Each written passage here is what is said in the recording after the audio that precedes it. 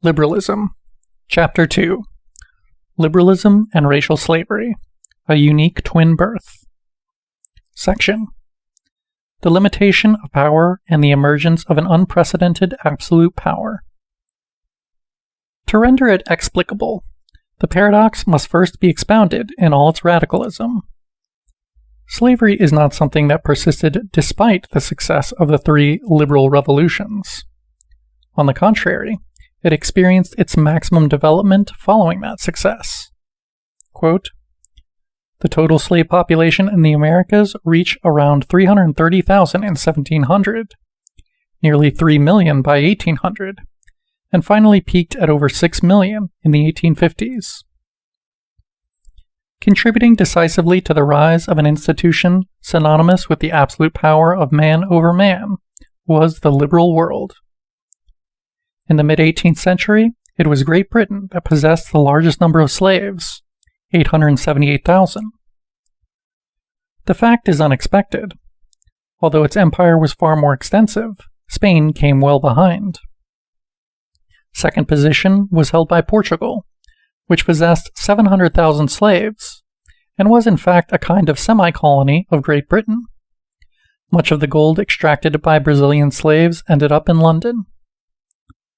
Hence there is no doubt that absolutely preeminent in this field was the country at the head of the liberal movement, which had wrested primacy in the trading and ownership of black slaves precisely from the Glorious Revolution onwards.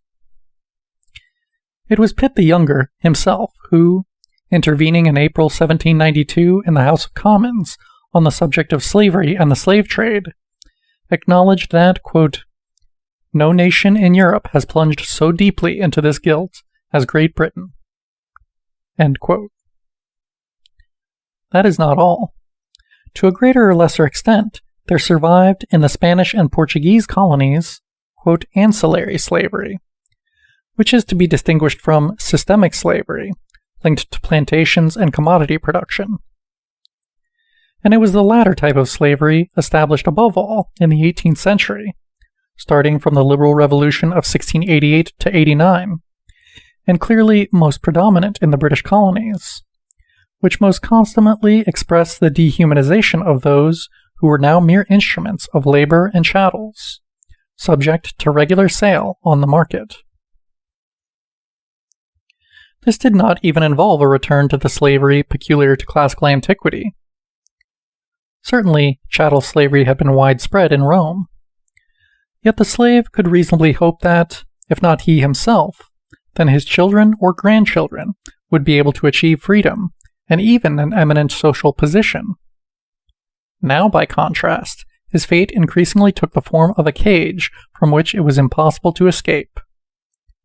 In the first half of the 18th century, numerous English colonies in America enacted laws that made the emancipation of slaves increasingly difficult. The Quakers lamented the advent of what seemed to them a new and repugnant system.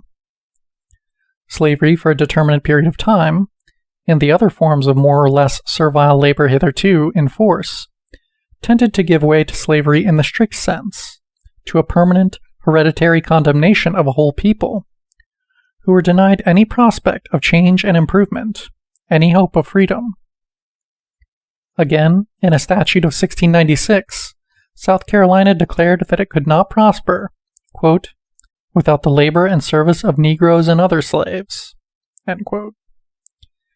The barrier separating service and slavery was as yet not well defined, and the institution of slavery had not yet appeared in all its harshness. But the process that increasingly reduced slaves to chattels and established the racial character of the condition they were subjected to was already underway. An unbridgeable gulf separated blacks from the free population.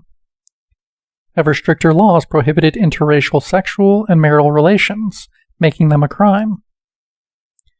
We are now dealing with a hereditary caste of slaves, defined and recognizable by color of their skin. In this sense, in John Wesley's view, quote, American slavery was, quote, the vilest that ever saw the sun. The verdict of American Quakers and British abolitionists has been fully confirmed by contemporary historians. At the end of a, quote, cycle of degradation of blacks, with the ignition of the white, quote, engine of oppression, and the conclusive soldering of, quote, slavery and racial discrimination, we see at work in the, quote, colonies of the British Empire, in the late 17th century, a chattel racial slavery, unknown in Elizabethan England, and also classical antiquity, but, quote, familiar to men living in the 19th century, and aware of the reality of the southern United States. Hence, slavery in its most radical form triumphed in the golden age of liberalism, and at the heart of the liberal world. This was acknowledged by James Madison, slave owner and liberal, like numerous protagonists of the American Revolution, who observed that, quote, the most oppressive dominion ever exercised by man over man, power based on mere distinction of color, was imposed, quote, in the most enlightened period of time, end quote. Correctly stated, in all its radicalism, the paradox we face consists in this. The rise of liberalism and the spread of racial chattel slavery are the product of a twin birth, which, as we shall see, has rather unique characteristics. End section.